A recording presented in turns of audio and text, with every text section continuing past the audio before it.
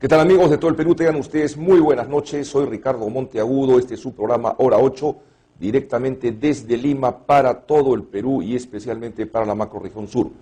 Bien, amigos, siguiendo en la línea que tiene Hora 8 de promover buenas prácticas ambientales, preservar el medio ambiente, promover el incremento de las áreas verdes. Tenemos como invitada el día de hoy a la arquitecta paisajista Carla Tosso, con quien vamos a conversar sobre un nuevo concepto denominado jardines secos. Bienvenida, Carla, muchas gracias por estar en Hora 8. Muchísimas gracias. Bien, el concepto de jardines secos es realmente interesante, llama la atención mucho el nombre, ¿no? Y además tiene otro nombre científico que es jardín xerófito. Xerófito. Quisiera que por favor nos expliques qué son jardines xerófitos o jardines secos. Los jardines xerófitos vienen de la palabra xero, seco y fito, de plantas. ¿Esto qué significa? Que son plantas o especies que requieren bajo consumo de agua. Entonces, por lo tanto, lo hacen más económicos y más fácil de mantener. Correcto. Digamos, si los comparamos con lo que consume normalmente, vamos a decir, una planta tradicional, por utilizar un término, ¿cuál sería la proporción, digamos, bueno, por consumo de agua? En promedio, vamos a decir. Eso depende mucho de la especie, sí. Una cifra exacta, no te puedo decir, porque depende de especie a especie, va cambiando. De repente cuando son jóvenes requieren más agua. Correcto. Cuando son más... Ya cuando son adultas, están desarrolladas, ya no necesitan tanta agua. Pero el ahorro, digamos, es significativo. No, sí, claro, es bastante significativo. Sobre todo si uno tiene en cuenta el césped, el gras, el que se pone por todos lados, ajá, contra un cubresuelos, que es igual de bonito, entonces el césped consume muchísimo más agua, diría que probablemente 50% más. 50% más. Sí. O sea, cuando estás hablando de cubresuelos, te refieres, digamos, a esas especies tipo enredaderas que finalmente tienen la misma cantidad de verde que el gras, ¿no es cierto? Sí, exactamente, pero sí estas son solamente para zonas donde no se va a transitar, eso sí es bien importante recalcarlo. Ya, correcto. Entonces, básicamente el concepto que tú estás tratando de promover es que la gente, sobre todo en ciudades como Lima, o en ciudades de la costa, ¿no es cierto?, que carecen de agua, empiece a tener en sus domicilios y también las municipalidades promuevan en la vía pública este tipo de jardines secos. Sí, exactamente. Sería bueno promover este tipo de plantas contra otras que consumen muchísima agua y que finalmente nos cuesta a todos, sobre todo cuando hay distritos en Lima donde no tienen agua y en Lima no llueve. Claro. Anualmente son solamente 7 milímetros anuales de agua y se usa muchas veces, no digo en municipalidades, sino en uso doméstico, agua potable para utilizar en esos jardines y eso no está bien. Claro. Tenemos que tener una conciencia con la gente que no tiene agua. De ahorro de agua, es muy importante.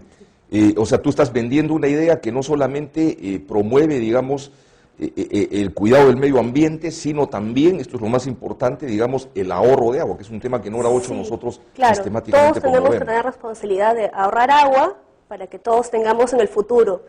Correcto. Ahora, tú como profesional, como arquitecto, digamos, brindas este servicio básicamente en la ciudad de Lima a nivel de casas, de familia. Claro. ¿Podrías comentarnos algunas experiencias que hayas realizado? Bueno, más que todo a nivel, digamos, doméstico, uno siempre trata tratar de decirle al cliente que trate de reducir un poco el césped. A veces hay gente que sí lo acepta, a veces que no. Principalmente es cuando no hay las zonas que no se van a utilizar para ni recrearse ni para pisarlas, tratar de usar estos cubresuelos. Pero sobre todo, más importante de eso es implementar un sistema de riego eficiente.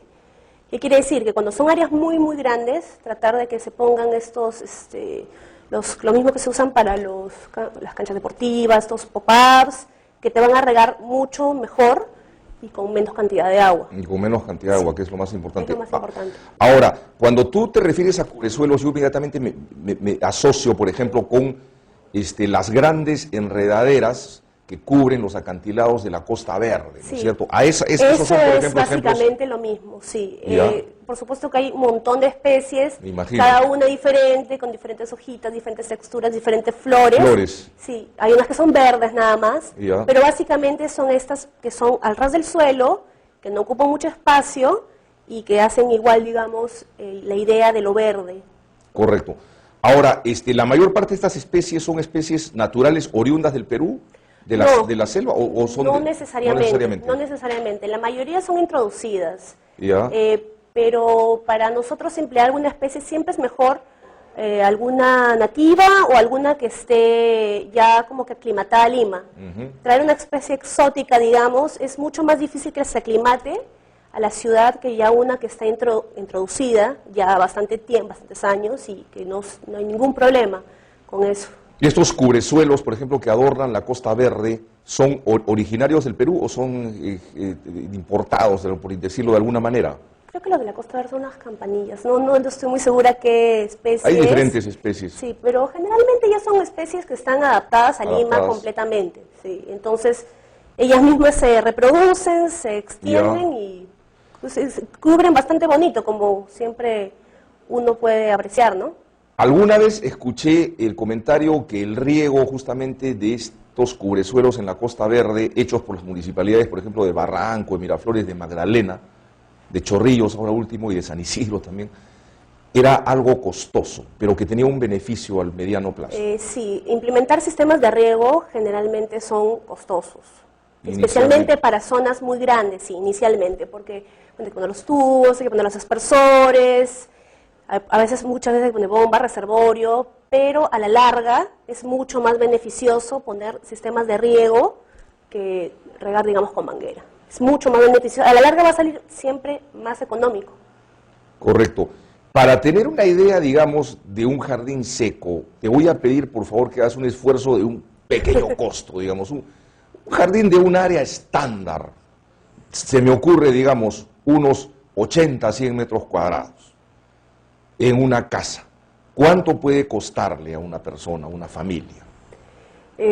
Otra vez, depende de las especies, pero digamos, son especies, digamos, económicas, pues de repente 400 soles, 500 soles, depende del área, va a depender del área, bastante. Pero no me estás hablando, pues, de cantidades exorbitantes, me estás hablando de una cantidad, 400, 500 soles, de repente puede ser más. Puede ser más, depende digamos, de la especie que uno quiera poner.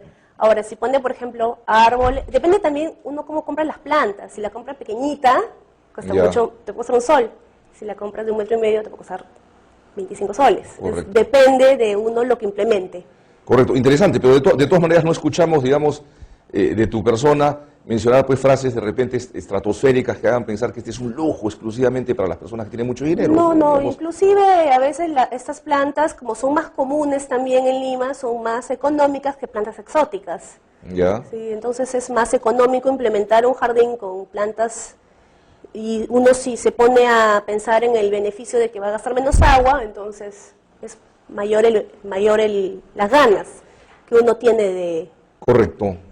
Correcto. Ahora, conversamos en internos un asunto, una teoría tuya, digamos, que es tu propuesta profesional, o tú sostienes que de alguna manera el GRAS, solo cuando es estrictamente necesario, debería en buena cuenta existir. Tú planteas que, digamos, para ahorrar agua se vaya reemplazando el gas por estos Sí, exactamente. En las partes donde no se va a utilizar el GRAS, que no sean zonas recreativas, que no sean parques donde, bueno, la gente está ahí, los niños juegan, se debería reemplazar el GRAS completamente por cuestiones por económicas otras especies y de ahorro de recursos. De agua, sí. Muchísimas gracias, Carla Toso, por tu presencia en Hora 8. Nos ofreces en otro programa traer tomas, fotografías y videos de estos jardines secos. Fue Carla Toso, arquitecta paisajista. Regresamos con Hora 8 después de unos pequeños cortes comerciales.